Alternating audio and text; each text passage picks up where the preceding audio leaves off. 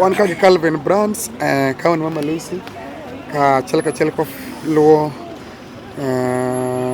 iko mar Feni kata tero jawenno dala jawenno mancho seweyo luwo ni Feni Oyugi. Ka wan ka gi Calvin Brands onyalo nyisowa pache kaluwore gi tho mar Feni.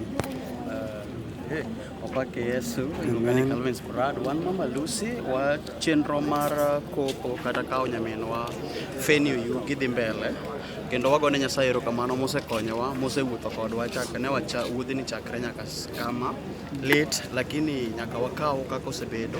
Wagone Nyasaye erokamano, osechokowa kendo waneno ka jower madongo gi upcoming biro kanyakla mondo mi oter Feni dala. Wagone Nyasaye erokamano mondo mi wuoth otelwa e wuoth marabora mwada chako sani nyaka Migori County. En mondo bed kodwa otelnwa e yo nyaka waburo tiek chenro mar kowo Feni. Erokamano ada mana gone jok ma osechung' wach liel mano telo ne iko chenro mane dhi mbele ni. Erokamano kuom bedo motegno kendo sechung' gi gini mondo otimre. De ok ginde gini pok ochopo kama ogikni, lakini koro wagonegi erokamano nikech gisetimo siniani kata seche moko tek weche ng'eny, lakini gisechung' gi wachni mok gidok chien. Wagoyo erokamano. Okay, Calvin Brands wana ka penji matin ni to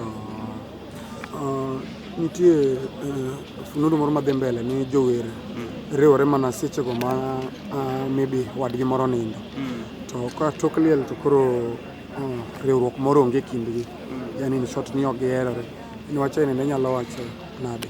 Ok ade wuoye wach ainano nikech pod wan gi liel. Maybe ka chieng' moro interview moro bedo to anyalo bedo awuoye malongo, lakini sani nikech pod wan gi lit, watiek wach lit ni mokwongo asto wabiro wuoyo wach jower gi relationship magwa.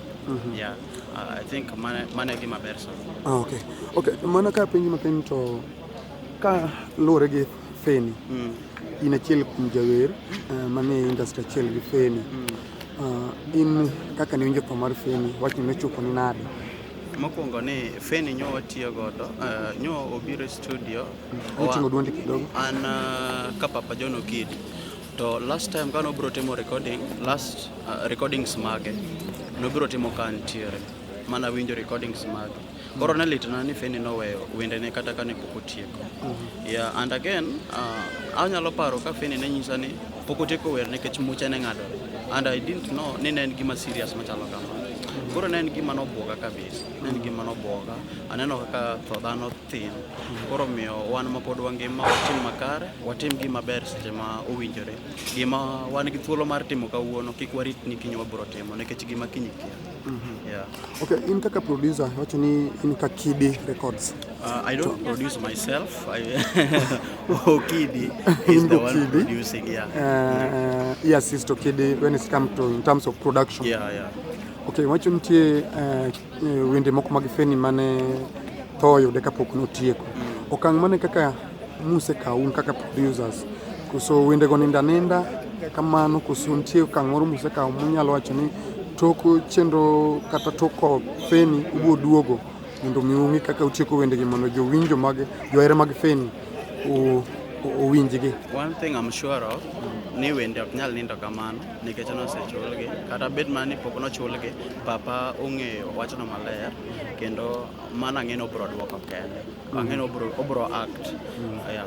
Okay, kwalna maling'ling nikech nyaka be nindin ka Papa nyalo biro nitie mfununo momisinyo matin kotenore gi wendego. Wende ne gin wende mane beyo, ne gin wende mabeyo kabisa.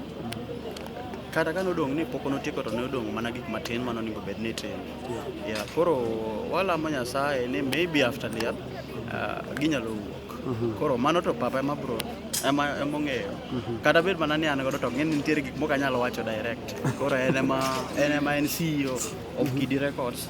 En ema en gi nini mar wacho kama, yeah, mar duoko penjo.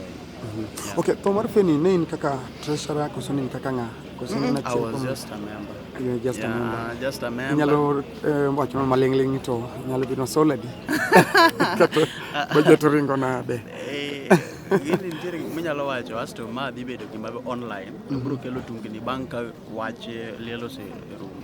So I think jok ma deal gi wach pesa nyalo bedo comfortable ka gi share that ka gi feel ni gino ok nyal affect gi in any way. Yani jok ma nitiere jok mo beda madang yo kaka pesa tiyo seche moko kata solo nok gi solo gichamo maber. Yeah, da ibro wacho iwinjo ni pesa no cham koro nitiere gik moko nyalo wuoye an kaka Calvins ok agomb wuoye kapok wach lelo rumo, and again onge gi that clear information about money.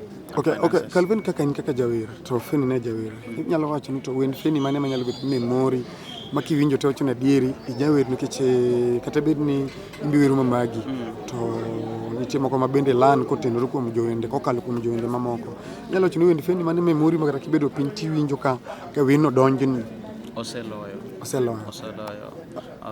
wer mar oseloyo no nyomora nikech seche moko inyalo yudo ka in e shida but kiwinjo werno tiwinjo ka omi teko moro ni Nyasaye oseloyo lwenje machando chunyi. Okay. Yeah, koro weno en inyalo ngekonogo matin Sani to kanyal ngeko.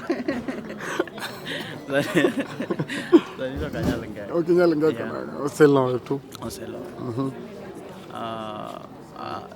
Oseloyo lweny mare. I think ni lweny mare. Ochako ne lweny mare. Lweny mare we monda pake jalo moresa lweny mare. I think like that. Oh, you just think. Yeah. Okay, that's good. Okay, message mane minyalo bedo go kuom fans mag Feni. Feni osetieko wuodhe ne fans duto mag Feni. Nyaka wayie ya ni Feni osetieko wuodhe. Kata bed mana ni ne pod Nyasaye nomiyo wagodo ni nitiere chieng' mane pod nobro wewa. Koro ne fans ne kata ne fans mag Feni Feni otieko mana mare. Deni en fans ne nyalo tho bende. Nitiere fans mabe seche moko osetho ka Feni ne kia, but koro Feni ema wuon ema tho. Wagone mana Nyasaye erokamano kuom ndalo te mane osemiyo wagodo mondo mi obed gweth ne wan. Koro osebedo gweth ne wan to Nyasaye oseome we odhi otim tich Nyasaye mano okele piny ka bende polo kono. Walamo ne mana nini obed kamokwe, chunye obed kamokwe. Okay, Nyasaye otelnu ku dhi maber kendo nyaka uchope dalo muko jawer maru mosenindo ambe wan kodu kaka jomedia buchung kodu sema ndo tele. Erokamano. Amen.